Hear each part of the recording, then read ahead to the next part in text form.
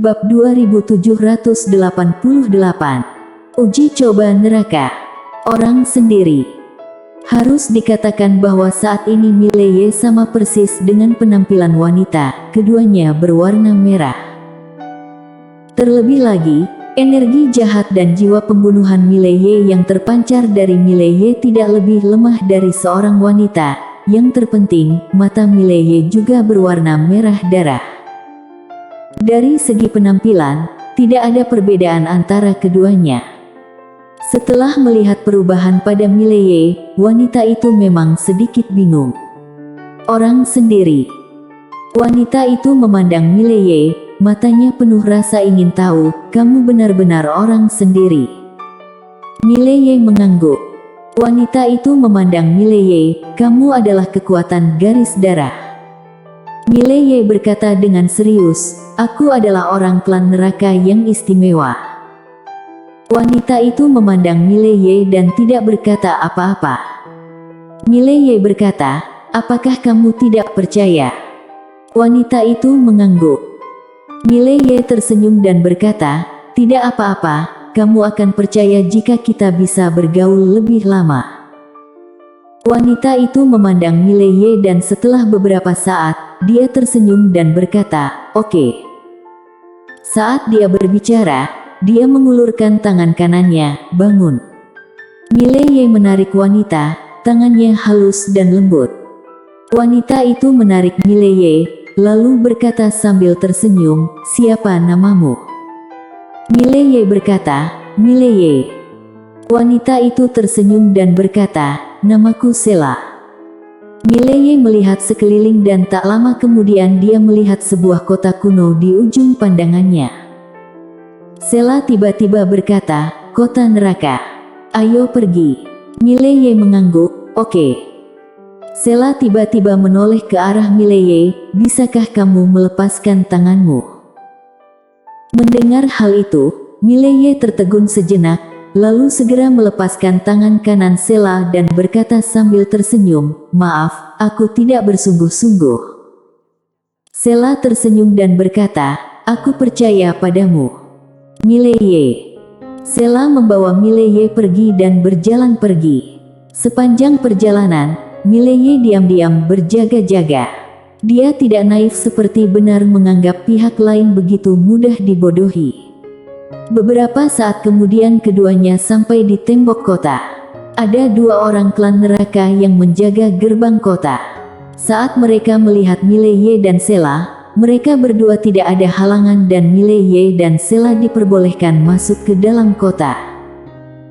Setelah memasuki kota, Mileye menemukan bahwa neraka ini benar-benar berbeda dari yang dia bayangkan. Kota ini sangat makmur dan dia tidak melihat pemandangan berdarah dan kekerasan.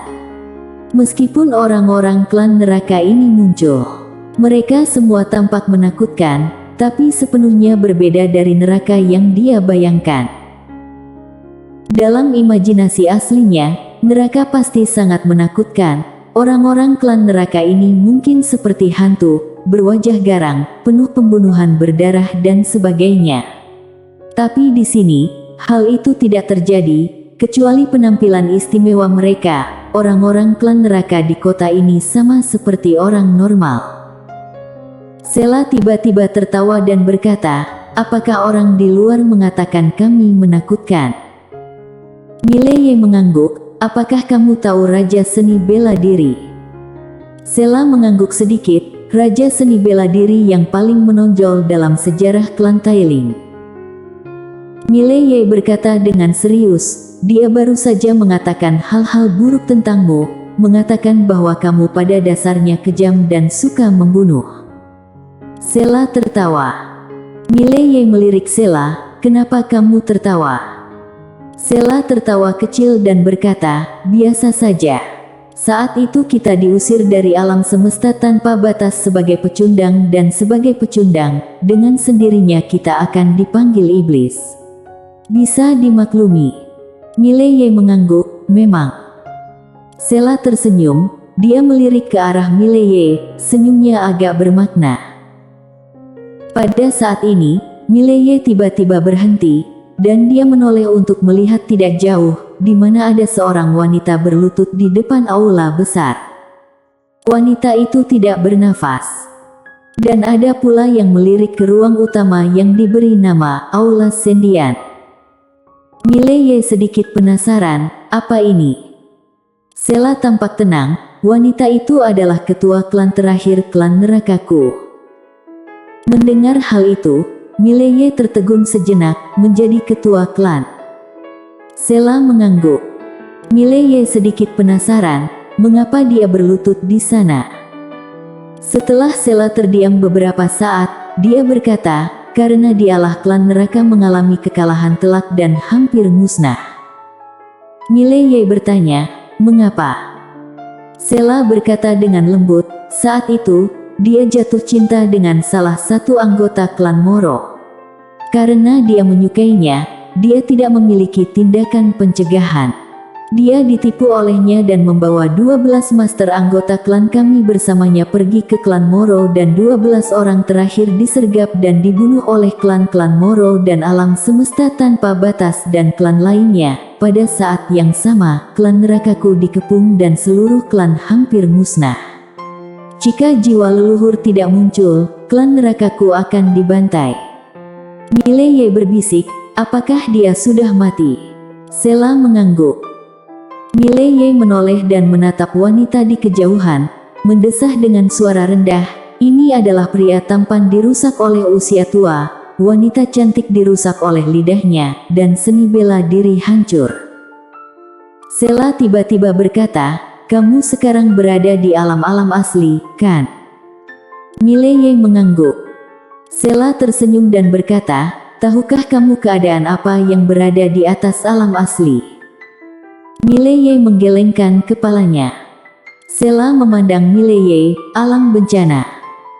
Mileye berkata dengan suara yang dalam, di atas alam 1000 bencana adalah alam 10.000 bencana.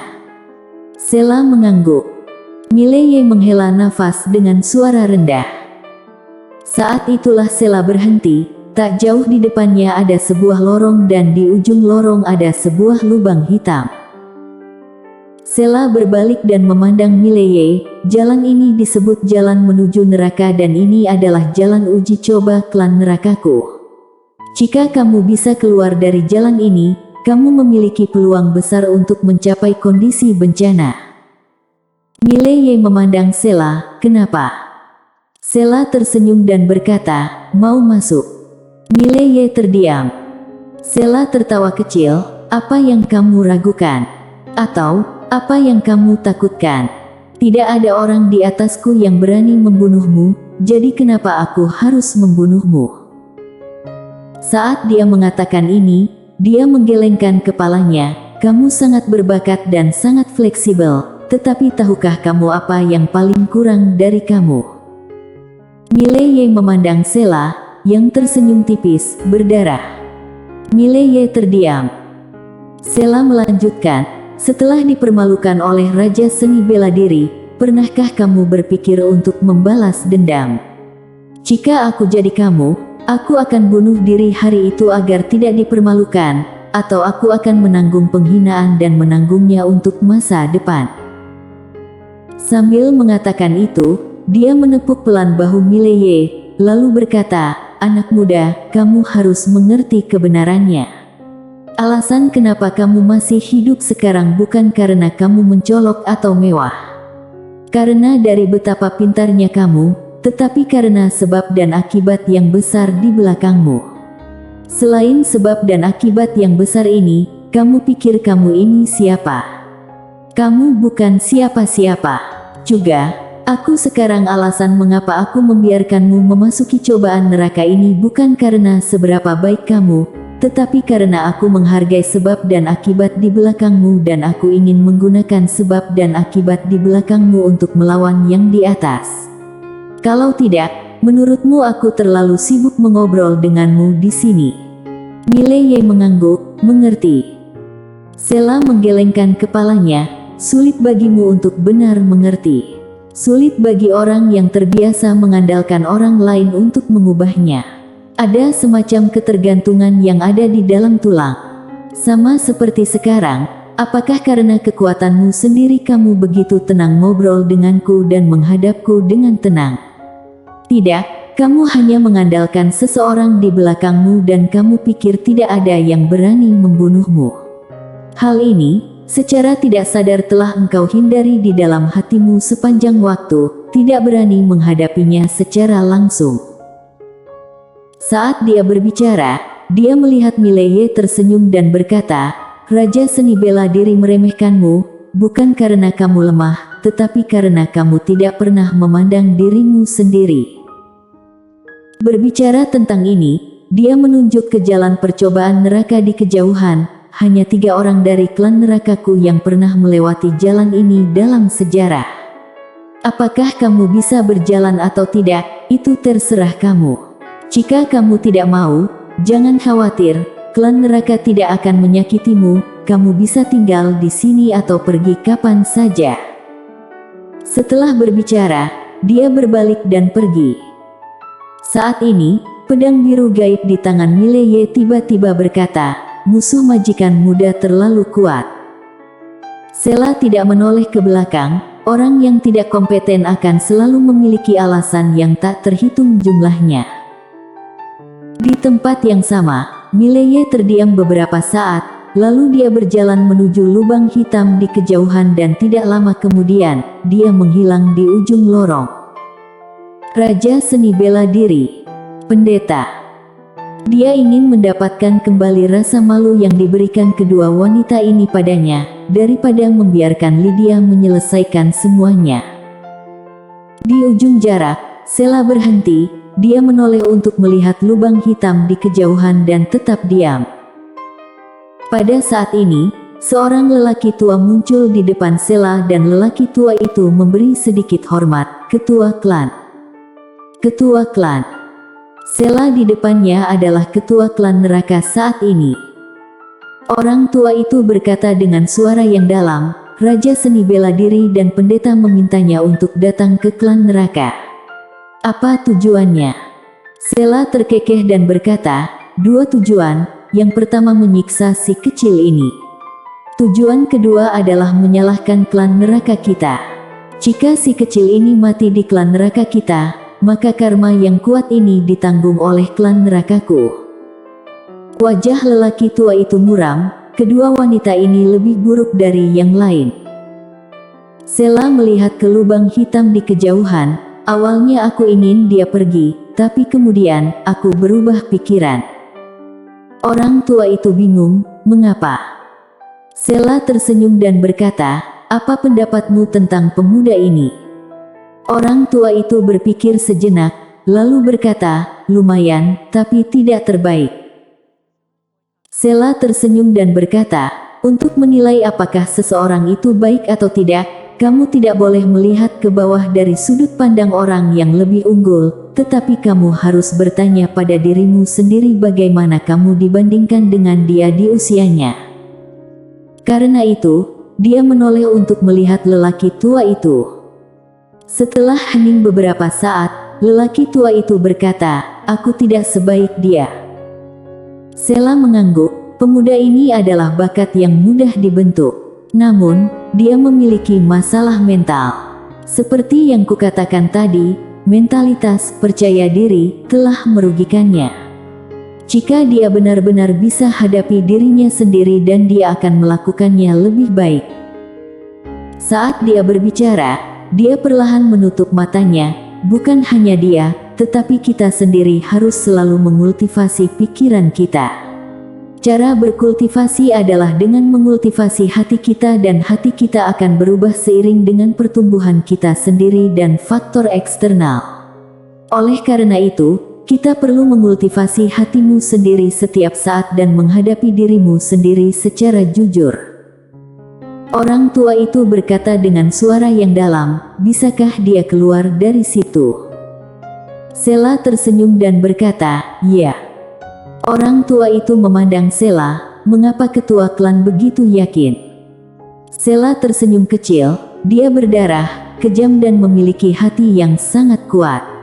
Yang dia butuhkan bukanlah berubah, tapi menemukan dirinya sendiri, menemukan jati dirinya. Saat dia berbicara, dia berbisik, alam asli. Banyak orang tidak mengerti arti sebenarnya dari keadaan tingkatan alam ini. Aku yang sebenarnya, adalah diri yang sebenarnya. Orang tua itu ragu-ragu sejenak, lalu berkata, ketua klan ingin menggunakan dia untuk mengubah situasi klan neraka kita saat ini. Sela membuka telapak tangannya dan sebuah surat muncul di tangannya. Hanya ada 2 kalimat dalam surat itu. Kalimat pertama, musuh adalah teman. Kalimat kedua, Mileye, ketua klan yang ditandatangani, Feroding. Bersambung.